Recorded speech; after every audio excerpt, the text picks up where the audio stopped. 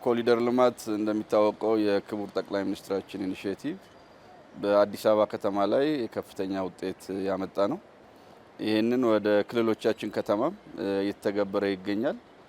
በዋነኝነት በባህር ዳር ከተማ፣ በጎንደር ከተማ፣ በደሴ ከተማ፣ በወልዲያ ከተማ፣ በደብረ ብርሃን ከተማ እንደዚሁም ደግሞ በኮምቦልቻ ከተማ እየተገበረ ይገኛል።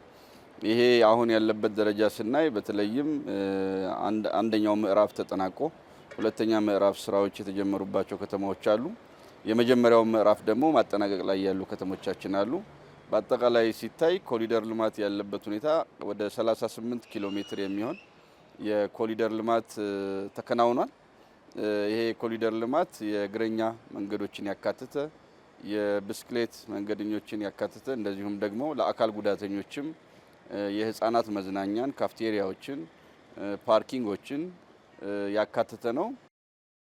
ይህ የኮሪደር ልማት ስራ ሰው ተኮር በሆነ ለከተሞቻችን ውበት፣ ለከተሞቻችን ለቀጣይ እድገትና ከተሞቻችንን በተለይ ወደፊት ስማርት ሲቲ ስታንዳርድን እንዲያሟሉ የሚያስችል ስራ እንደሆነ ለማየት ችለናል። ብዙዎች ትንንሽ ከተሞችም ወደዚህ ስራ ገብተዋል እና ሀይቅ ጨምሮ ከሚሴ እና ሌሎችም እንደዚሁ በጎጃም ብንሄድ እነ ዱር ቤቴ እንደዚህ አይነት የኮሪደር ልማት ስራዎች ውስጥ ገብተዋል። ይሄንን እያጠናከርን እንሄዳለን ማለት ነው።